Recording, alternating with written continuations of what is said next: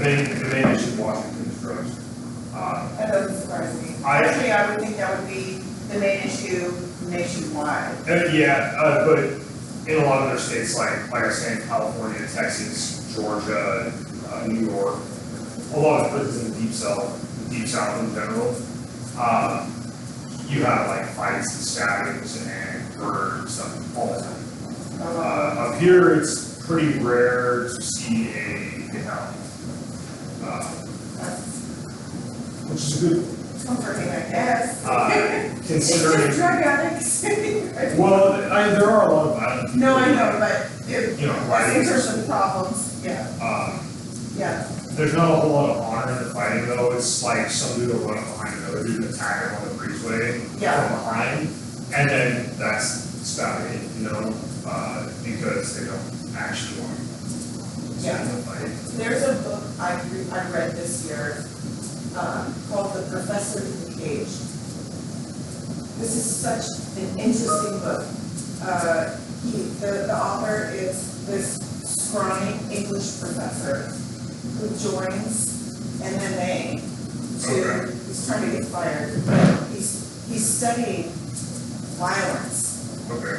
And why is society, men in particular, but society in general, why is violence so like enticing and exciting and stuff? He goes through the whole history, ancient history up to now, and he spends a lot of time on prison society. It's really interesting. Super interesting. Yeah. And why do we like violent sports? Mm-hmm. And his premise is that these social rules that we have about having to stand up for yourself if somebody disses you, and like violent sports being structured the way they are and stuff, is to keep chaos at bay.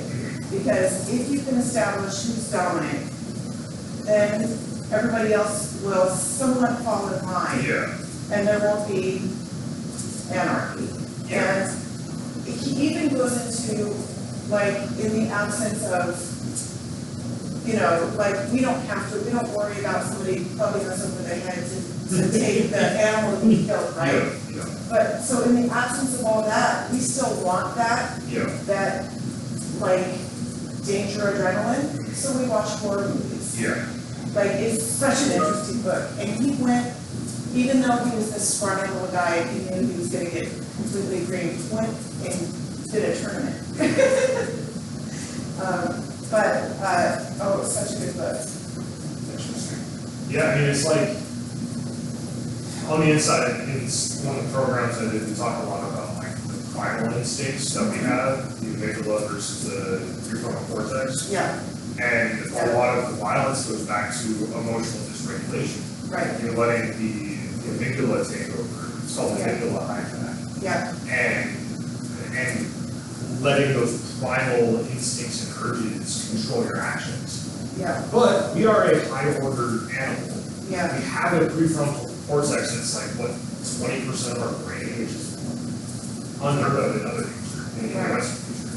Right. And it's just a matter of learning to utilize that, shifting back to the front of the brain, instead of the amygdala. Yeah. As somebody who's been on the inside, who's seen that violence firsthand, and the aggression, and the emotional dysregulation over stupid stuff. Yeah. Now, I'm not a violent person. I'm actively disgusted by violence and aggression. I've always been that way. It's actually what turned me off from American football. Like, I don't dislike the sport, I dislike everything around it. Yeah. Because there's just so much unnecessary aggression and militant partisanship, and it's gross. I don't like it. But, you know, beyond the inside, it's people will get violent over the silliest things. Well, then he addresses that in the book. He says, like, I think, you know, when somebody first gets there and they're sitting there, you know, with their food, and somebody comes and takes the banana, it's not about the banana. Yeah, it's respect. It's about respect. And if you want to be respected, even if you don't care about the banana, if you don't wanna be bullied, if you don't want your comments that are gonna be taken, if you wanna shelter in safety, if you wanna, like, everything, forevermore, you have to take a stand over that banana. Yeah.